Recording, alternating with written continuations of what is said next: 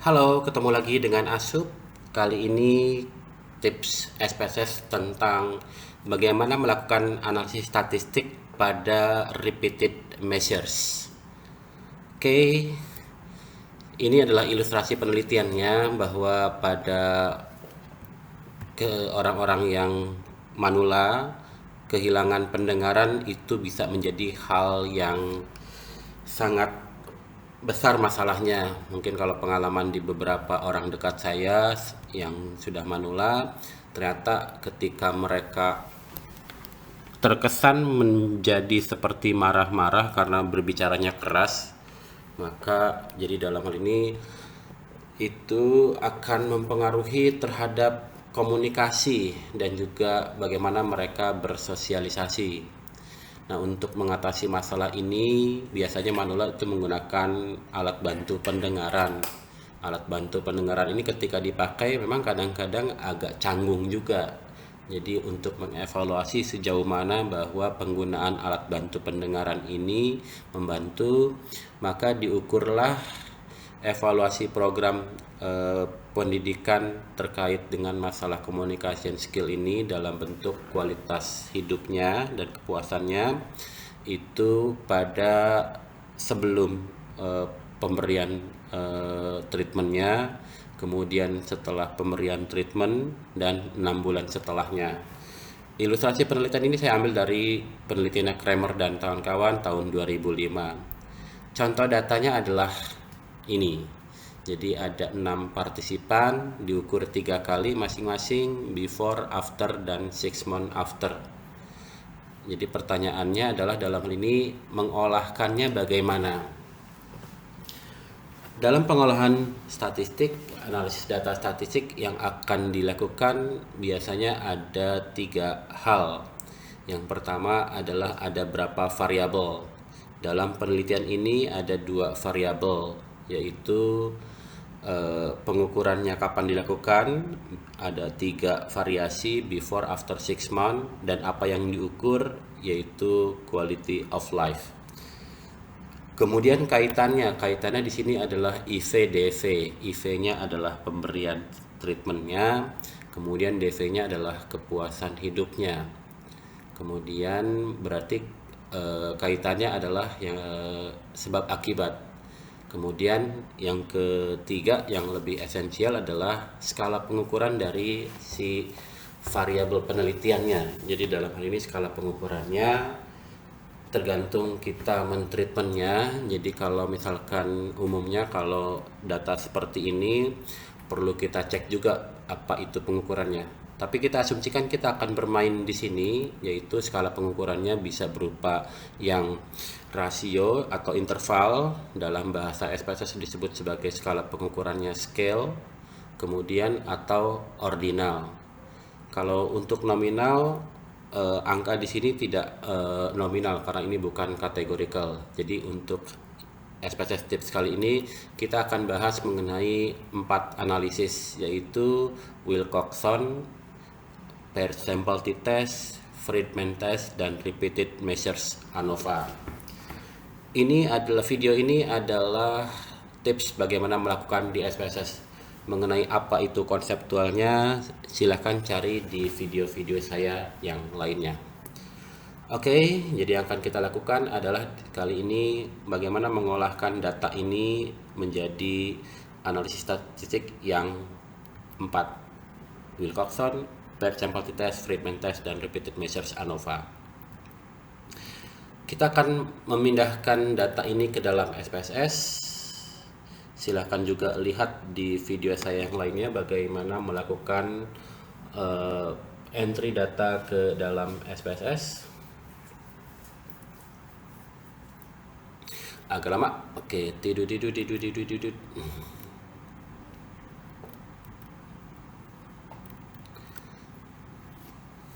Oke, jadi dalam hal ini untuk paired sample t-test itu kaitannya dengan repeated measures ANOVA.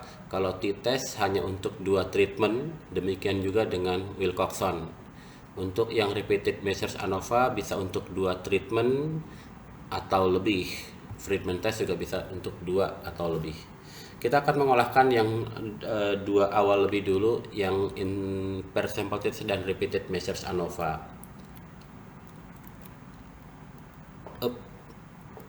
Oke, jadi ini datanya. Kita akan cobakan. Dalam hal ini kita butuh 3 kolom, yaitu before, after, mana dia, dan 6 month. Dalam SPSS huruf pertamanya dalam name tidak boleh angka ya, jadi harus huruf 6 month.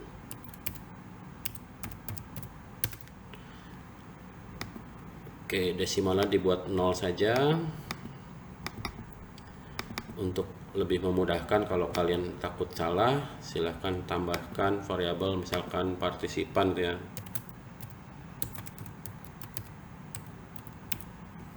Partisipan.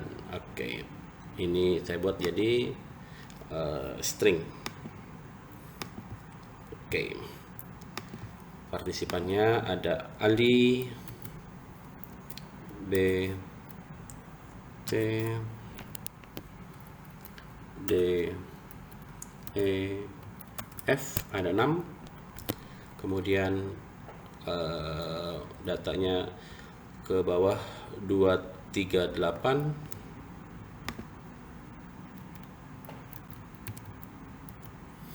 656. Untuk yang after 5910,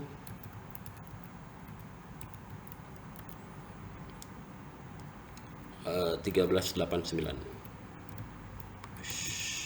1389. Untuk yang 6 month 8612,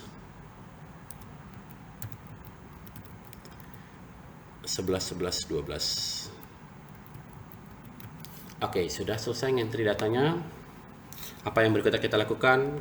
Merunning paired sample t-test. Paired sample t-test dalam hal ini digunakan ketika kita ingin melihat perbedaan di antara dua treatment atau 2 kali pengukuran. Dalam within subject design, kelompoknya cuma ada 1, cuma diukur berulang kali. Kalau cuma 2, misalkan kita mau melihat apakah ada perbedaan antara before dengan after.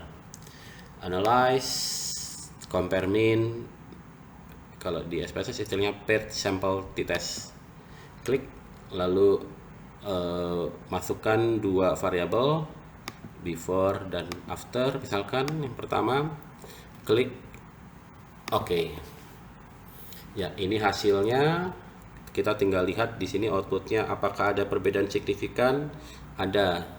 Nah, perlu diperhatikan bahwa di dalam output yang t-test itu tidak ada untuk yang one tail. Jadi nilai signifikansinya 0,004 dibagi 2 menjadi 0,002. Jadi dalam hal ini ada perbedaan signifikan dari before dan after terhadap kepuasan hidup dari manula. Oke, independent paired sample t-test. Lalu kalau kita coba pasangan yang lain, kan ini bisa kemungkinannya bisa before after, bisa before 6 month, bisa after 6 month. Kita bisa melakukan sekaligus sebetulnya. Jadi kalau kita ulangi lagi, analyze, compare mean, paired sample t-test, lalu kita masukkan before dan 6 month, lalu dalam hal ini after dengan 6 month. Ini kita cek kenapa yang ini penggaris dan ini segitiga ya. Mungkin measurement scale-nya kita coba cek dulu sebelum kita merunning. Kita perlu juga, oh ini salah, harusnya ini adalah yang scale. Walaupun dalam beberapa analisis biasanya tidak terdapat perbedaan hasil. Kita coba ulangi lagi. Dalam hal ini merunning ke 3 pasangan yang ada, pasangan variabel yang ada dalam 1 kali running. Sekali lagi, compare mean, paired sample t-test. Mirip dengan main sepeda, naik sepeda, semakin sering kita melakukan pengolahan data, semakin lancar. Jadi kalau diulang-ulang, makin lancar, nggak apa-apa deh, walaupun mungkin bosan. Oke, 3 pasangan yang ada kita sudah lakukan. Lalu, oke. Ini outputnya, agak panjang sekarang outputnya. Jadi ada 3 pasangan, pair, 3 pair, before dengan after berbeda signifikan, before dengan 6 month lebih berbeda signifikan lagi karena nilai value-nya lebih kecil lagi, tapi after dengan 6 month itu tidak berbeda signifikan. Kapan dikatakan signifikan? Kalau lebih kecil dari 0,05. Kita juga bisa lihat di sini sebetulnya perbedaan mean difference-nya. Jadi di sini kalau dibilang mean difference-nya tinggal kita lihat aja nih, antara 5 sama 9 beda 4, 5 dengan 10 beda 5, 9 dengan 10 beda 1. Jadi kalau bedanya kecil cenderung tidak akan berbeda signifikan. Ya, sekarang kita cobakan, kita bandingkan antara before dengan after kalau kita merunningnya dengan repeated measures ANOVA. Untuk merunning analis statistik tidak perlu masuk ke datanya, bisa juga kalau dari output viewernya. Analyze general linear model repeated measures. Kita masukkan faktornya, misalkan saya tuliskan sebagai time, waktu. Saya pilih ada 2.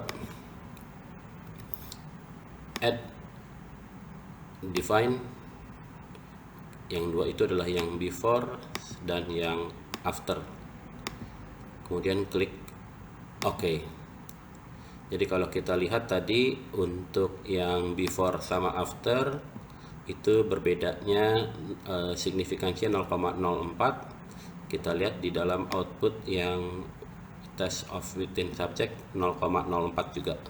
Jadi kalau kita melakukan analisis dengan repeated measures ANOVA bisa digunakan untuk 2 atau lebih treatment. Oke. Sekarang kita cobakan repeated measures ANOVA dengan 3 pengukuran.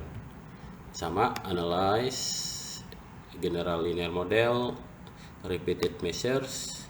Kita reset faktornya, ulangi lagi time. Kali ini kita akan buat dengan 3 variasinya. Apakah ada perbedaan antara 3 treatment tersebut? Add, define. Yang pertama before, yang kedua after, yang ketiga 6 month. Ya, tinggal klik OK. Kalau kita lihat di sini apakah ada perbedaan, kita cari nilai F-nya, nilai ANOVA-nya. Dilihat di sini nilai ANOVA-nya adalah signifikan. Jadi dilihat di output bagian test of within subject effect. Dilihat nilainya apakah signifikan apa tidak signifikan. Kalau signifikan seperti hasil ini, maka kita perlu lakukan tambahan analisis dengan cara melihat effect size-nya. Untuk effect size kita tinggal masukkan menu tambahannya. Effect size ada di option, kemudian di sini ada estimate of effect size, continue, OK. Lalu kita lihat di sini effect size-nya adalah yang partial eta square yang ini. Sekali lagi output yang dilihat adalah yang test of within subjects. Oke, untuk yang interval to ratio disebut juga kalau di dalam SPSS sebagai skala pengukurannya. Kemudian kalau ini dijadikan ordinal untuk dianalisis secara Wilcoxon atau Friedman, kira-kira perlu diubah atau tidak? Pada dasarnya tidak perlu diubah karena SPSS akan merunning dahulu dijadikan sebagai ordinal, baru dia nanti akan dihitung dengan Wilcoxon atau Friedman test. Oke, kita akan cobakan running dengan Wilcoxon dan Friedman test. Menunya ada di Analyze, karena untuk yang ordinal merupakan non-parametric test ada di sini Legacy Dialogues dengan yang to related sample. Jadi di sini bisa yang to related sample. Untuk yang kita cobakan yang before dengan after.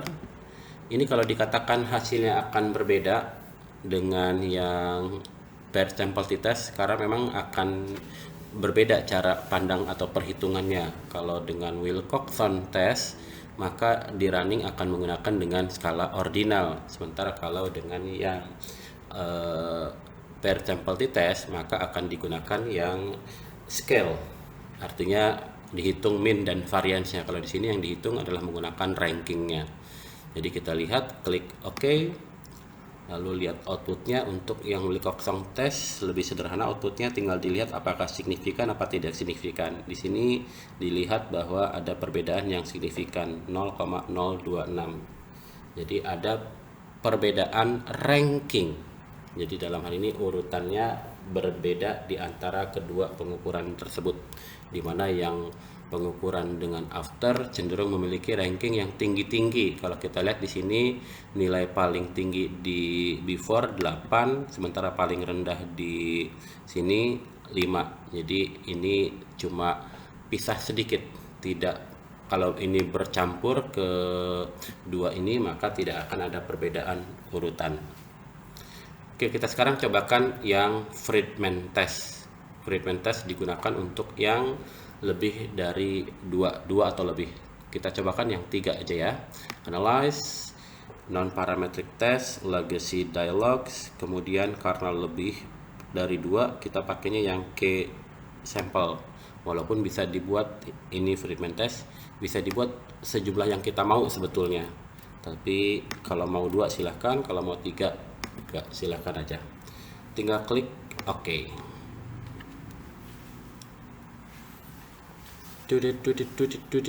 Outputnya ada di sini. Ini dia outputnya, simple. Sekali lagi ada perbedaan ada perbedaan ranking, jadi nilai signifikannya 0,09. Oke, itu untuk analisis data dengan pengukuran repeated measure design atau within subject design. Sampai ketemu lagi di tips SPSS yang lainnya. Sampai jumpa.